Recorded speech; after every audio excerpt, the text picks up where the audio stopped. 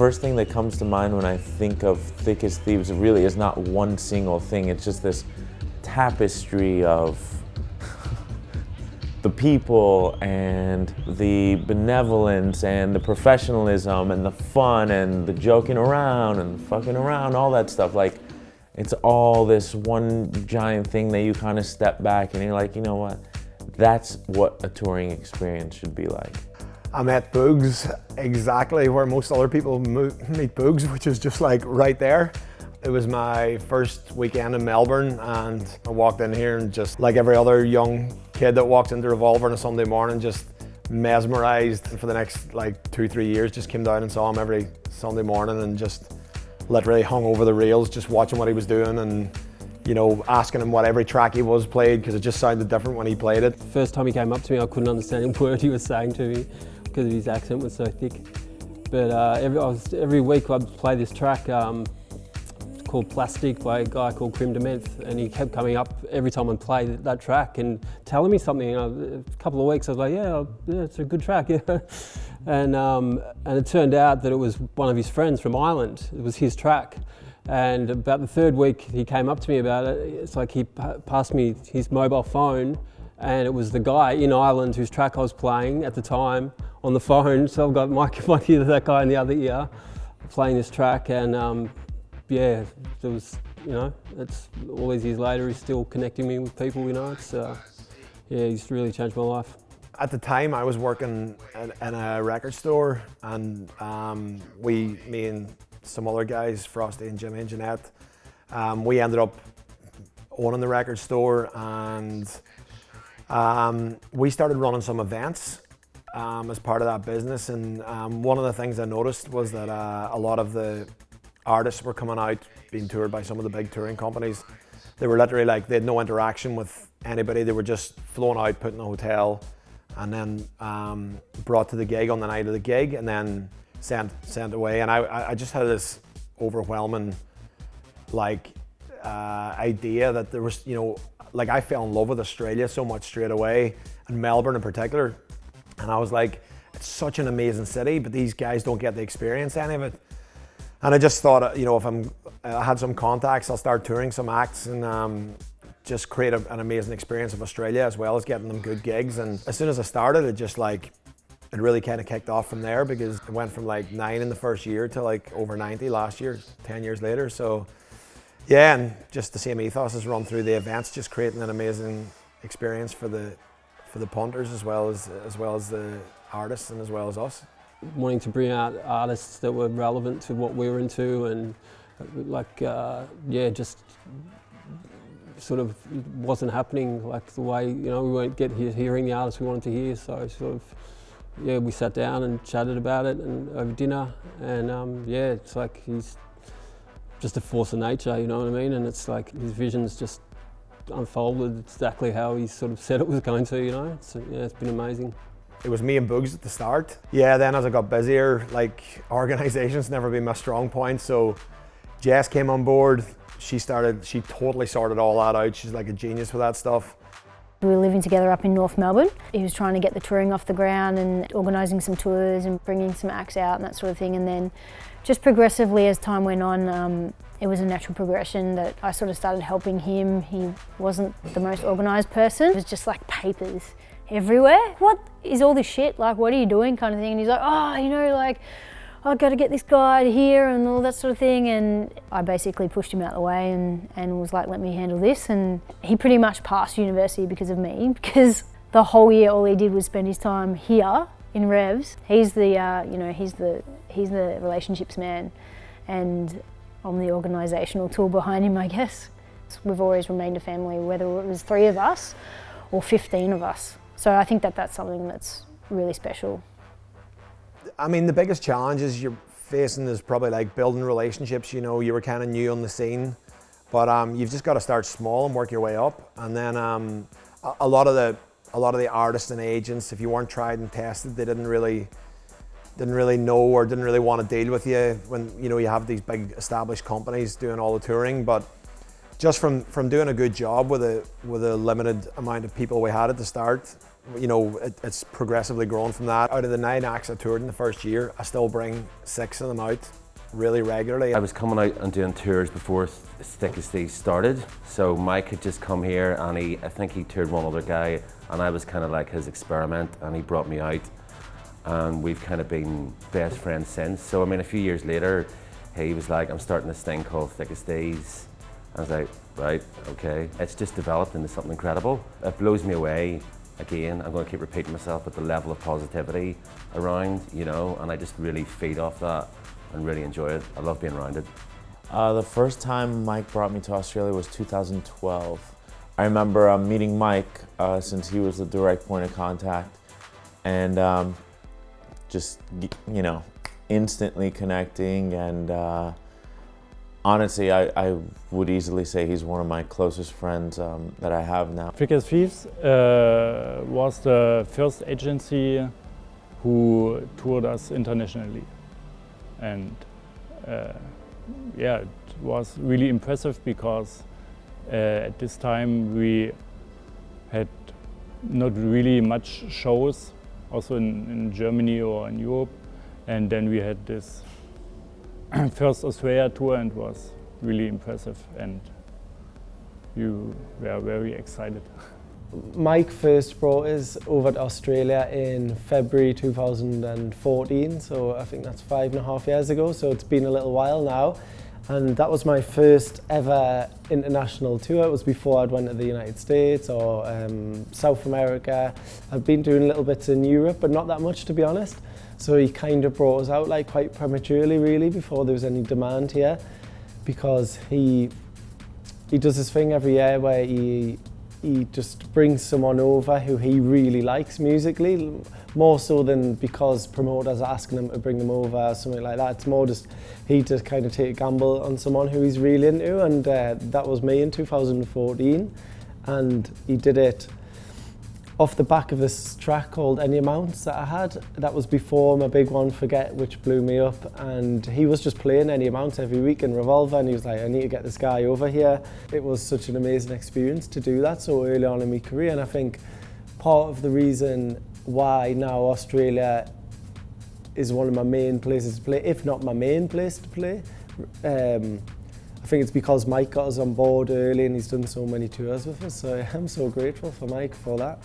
I think we were about 4 years in, and then Damo came on board, took the reins of a lot of the event stuff, which is naturally what he's really good at. And then, yeah, we started expanding the size and the amount of events, and then, yeah, it just got busier. Then added Brian and Ollie and Jacob and Tamara just over the last 4 or 5 years, and just, yeah, the team keeps growing every year, and yeah, I couldn't be happier.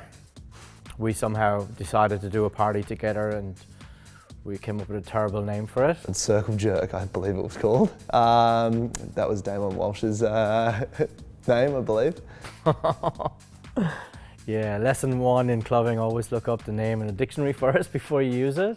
But then we decided to change to Thick As Thieves eventually. I was actually a touring agent for Thick As Thieves first, and that was a disaster. So we figured out that Mike was good at the touring and I was good at the events, and he liked the touring and I liked the events. From a marketing perspective, social media has become a big thing. Everything changes like every few months pretty much, but like probably the main thing would have been back in the day, everyone was just handing out CDs as promo. There was no like SoundCloud or anything like that, no Facebook advertising, so that's definitely been something different. At the end of the day, it's all about word of mouth, you know, whether you're using Facebook or whether you're using flyers. 10 years ago, it's the word of mouth and people talking about it on the street that gets people more excited about a party in the first place. For some reason, there was one gig that sticks in our mind as being a real turning point, and it was the first ever Andhim show we did at Brown Alley. By the end of it, people were literally hanging upside down off the rafters. I remember the vibe just being like out of control. It was pretty funny. I started running events on a Sunday night, and Sunday nights were quiet everywhere in Chapel Street, and we suggested doing an international, and we did. I remember the first party on a Sunday night was in 2007 or 2008, and we did Alex Kidd, and just the response was amazing. So continued with that and started the summer series, and that ran for 10 years, and all of a sudden Revolver became like a destination on a Sunday night, and the artists loved it, the punters loved coming out on Sunday nights. Worked really well for me for a touring perspective, and then obviously we started doing a lot of the charity shows here as well, and Revolver have been incredibly supportive of that. You know, between the two of us, we've raised a lot of money for the Fred Hollis Foundation. So Thick As Thieves Mike, he called me 7 years ago and started explaining me the idea he had, because what resonated with him was that $25 is all what's needed to restore sight to a blind person. And he thought that's a perfect amount, because that would be like an entry fee for one of his concerts, and that could come to us. And at the beginning, I have to admit, almost everybody at the foundation was a bit skeptical about thinking that young people would actually come to those concerts and pay an entry fee who would go to us. But I think after the first check we received from Mike 7 years ago, we all know better now. Over the last 7 years, Mike and Thick As Thieves, I think they have raised over $650,000 for the foundation. I've done 2 of those, both of them at Revolver, and always a lot of fun. They raise so much money. It's such a good cause. I wasn't aware of it until I started doing these parties for Thick As Thieves, and then hope to do more of those parties with them. Actually inspired me. I want to try and put something similar back on in the UK. I haven't got around to it yet, but something in the pipeline. I don't know many promotion companies that are holding, you know, monthly or even annual benefits to, you know, for things like curing blindness and, you know, like giving eyesight back to people who've lost their vision, things like that. I mean, sadly, it's just not a big part of the dance music scene. I'm incredibly thankful and indebted to Revolver for the support I've got over the years, and we just have a great relationship. Like, they know how I work, you know, they know how we work, and yeah, with just the synergy between Thick As Thieves and Revolver, it's like, you know, as venues go, like, it's without doubt my most important relationship, and yeah, long may it last. The people that this place brings in are here solely to be interconnected with good music and good people, and it may sound simple, but yeah, it's something that when you get it right and you experience it on that level, it's just, yeah, there's nothing that comes close to it and nothing compares to it. I love Revolver. It's one of my favourite clubs in the world, but the sets kept getting longer. I think I did like 4 hours, then I did 6 hours, and then I did 8 hours, and then it was like, next time I'm gonna have to do 10 hours. So yeah, I played 10 hours, and that was the longest I've ever played for anywhere ever, and still is to this date. Yes, that was amazing memories, because in Revolver, I feel like you can almost get away with anything, especially with such a long set time, and then the type of crowd they get in are very open to loads of different sounds. So then, especially late in the morning, it gets quite a weird vibe in there. So it's just complete freedom to play in there. I really, really love it. And there was a guy called Boogs was DJing, and it was just like, do you want to jump on? And I just jumped on. We done back to back for like 9 hours. It was like daylight, nearly getting dark again, and we just went through. So that was kind of like, it was like just a bang experience in the Melbourne. There were some nice sit-downs here at Revolver to tracks you never would expect they would do a sit-down, so like really calm down tracks, and suddenly everybody's sitting on the floor and boom, jumping, so that it's, yeah, we only experienced this here, never nowhere else. I always thought, how can a club with a sound system this bad be this good? You know, the first time I played at Revolver, yeah, people were banging on the cage. I couldn't believe it. It was super intense, and yeah, there's only very few places in the world that compare. It also reminds me a little bit of Panorama Bar. It's these daytime parties. It's really loose, and it's you know, adults being little kids in there. Really special Sundays when we played in the afternoon, and we played the last 3 hours back to back with Boogs, and it was, yeah, it was awesome. And I think Boogs is one of the main persons in electronic Melbourne history, and yeah, he's the man and he's a legend. It's a really special city for us. We like the culture here, and the music and the food and the coffee. Obviously the music scene here is second to none. It's amazing. Actually, the biggest gigs of my career have been here at Shed 14 and at Riva last year. And I love the fact that you could, go into a club at 2 p.m. in the day or go in at 2 a.m. at night and it's still the same energy. The crowd has such visceral energy, and it's always rammed. I don't think that the next year we'll be able to top it, and it always does. I mean, for me, I think definitely the Timber Yard was probably the one. That was the first really big party I've done here, and that was just amazing. It was great to see the reception, and because the Rebuke project's quite young, it's only a year old, and I didn't really think anybody here even knew me. And at the time, Mike was like, yeah, it's going to be really good, it's going to be really good, and I kind of thought he was just saying that to keep me happy, to bring me out. But when I got out here, the reception was just phenomenal, and whenever I played my own tracks, they just went off like a rocket. The Saturday party was just a massive rave. It was bigger than I had expected, but the atmosphere was incredible. You could see the kids were super happy. The room looked beautiful, the organization, everything was on point. And yesterday was just the cherry on the cake, just an extra fun day, Revolver, just being a little bit more playful. It was a beautiful ending for my tour. What's my birthday wish? That everybody has a good time.